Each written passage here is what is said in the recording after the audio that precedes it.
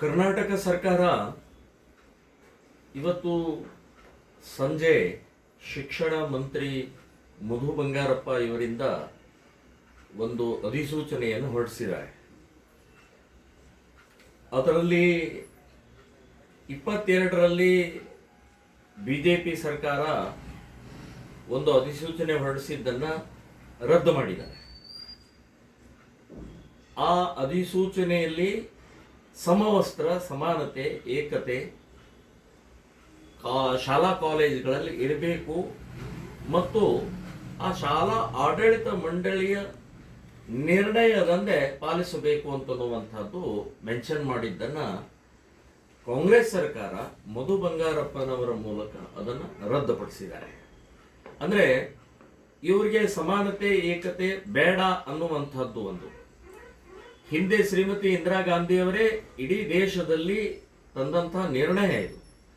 ಅಂದರೆ ಶಾಲಾ ಕಾಲೇಜು ಮಕ್ಕಳಲ್ಲಿ ಯಾವುದೇ ರೀತಿಯ ಭೇದ ಭಾವನೆ ಇರಬಾರ್ದು ಅಂತನ್ನುವಂಥ ದೃಷ್ಟಿಕೋನದಿಂದ ಸಮವಸ್ತ್ರ ಅರ್ಥನೇ ಇದೆ. ಸಮವಸ್ತ್ರ, ಸಮಾನತೆ, ಏಕತೆ, ಅಲ್ಲಿ ಮೇಲು ಕೀಳು, ಸ್ಪೃಶ ಅಸ್ಪೃಶ್ಯತೆ, ಶ್ರೀಮಂತ ಬಡವರ, ರೈತ ಕಾರ್ಮಿಕ ಅನ್ನುವಂಥ ಭೇದ ಭಾವನೆ ಇರಬಾರ್ದು.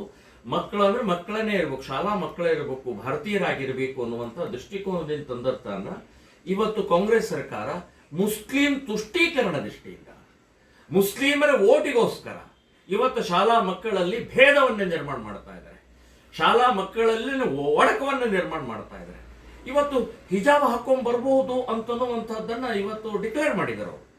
ಹಿಜಾಬ್ ಈ ಹಾಕೊಂಡ ತಕ್ಷಣನೇ ಗೊತ್ತಾಗುತ್ತೆ ಇವಳು ಮುಸ್ಲಿಮು, ಇವನು ಮುಸ್ಲಿಂ ಅನ್ನುವಂಥ, ಇವಳು ಮುಸ್ಲಿಂ ಅಂತ ಗೊತ್ತಾಗತ್ತೆ. ಸೊ ಇನ್ನು ಇದಕ್ಕೆ ತಕ್ಕ ಹಾಗೆ ಟೋಪಿನ ಹಾಕೊಂಡ್ ಬರ್ಬೋದು, ಸಾಂಪ್ರದಾಯಿಕವಾದಂಥ ಉಡುಪುಗಳನ್ನು ಹಾಕೊಂಡ್ ಬರ್ಬೋದು ಅಂತ ಹುಡುಗರು ಟೋಪಿ ಹಾಕೊಂಡ್ಬರ್ತಾರೆ. ಸೊ ಇವನು ಮುಸ್ಲಿಂ ಅಂತ ಆಗತ್ತೆ. ಇನ್ನು ಹಿಂದೂಗಳು ಶಿವದಾರ್ ಇರ್ಬೋದು, ರುದ್ರಾಕ್ಷಿ ಇರ್ಬೋದು, ಜನವಾರ ಇರ್ಬೋದು, ಅದು ಒಳಗಡೆ ಇರುತ್ತೆ, ಹೊರಗಡೆ ಗೊತ್ತಾಗಂಗಿಲ್ಲ. ಇವನು ಬ್ರಾಹ್ಮಣ, ಇವನು ಲಿಂಗಾಯತ, ಇವನು ಅದು ಇದು ಅಂತ ಗೊತ್ತಾಗಿಲ್ಲ. ಸೊ ಒಳಗಡೆ ಇರುವಂತಹದ್ದು ನೀವೇ ಹೇಳಿದ್ರಿ, ಅದನ್ನ ಧರಿಸಬಹುದು ಅಂತ ಅನ್ನುವಂಥದ್ದು ನೀವೇನು ಆರ್ಡರ್ ಮಾಡೋದು. ಅದು ಅವರ ಸಂಪ್ರದಾಯ, ನಿಮಗೆ ಕಣ್ಣಿಗೆ ಕಾಣುವುದಿಲ್ಲ, ಅದು ಹೊರಗಡೆ ಗೊತ್ತಾಗೋದಿಲ್ಲ ಅದು. ಸೊ ಈ ರೀತಿಯ ನಿಮ್ಮ ಉದ್ದಟತನ, ನಿಮ್ಮ ವ್ಯವಸ್ಥಿತವಾದಂಥ ಕಣ್ಣಿಗೆ ಮಣ್ಣು ಹಾಕುವಂತಹದ್ದು ಇದು ಸರಿಯಲ್ಲ ಅಂತನ್ನುವಂಥದ್ದು ಹೇಳ್ತಾರೆ. ಇನ್ನು ಪೇಟ ಹಾಕೊಳ್ಳುವಂಥದ್ದು, ಟರ್ಬನ್ ಹಾಕೊಳ್ಳುವಂಥದ್ದು ಮಾಡ್ಬೋದು. ಪೇಟ ಟರ್ಬನ್ ಯಾರು ಹಾಕೊಳ್ತಾರೆ? ಎಲ್ಲಿದೆ ಪದ್ಧತಿ ಅದು? ಇದರಲ್ಲಿ ಇದೆ ಅಷ್ಟೇ.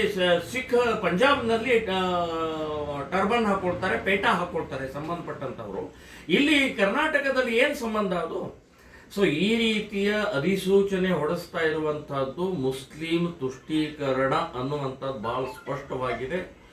ನೀವು ಸಮಾನತೆ ನಿಮಗೆ ಬೇಕಾಗಿಲ್ಲ, ಮುಸ್ಲಿಮರು ಬೇಕಾಗಿದೆ.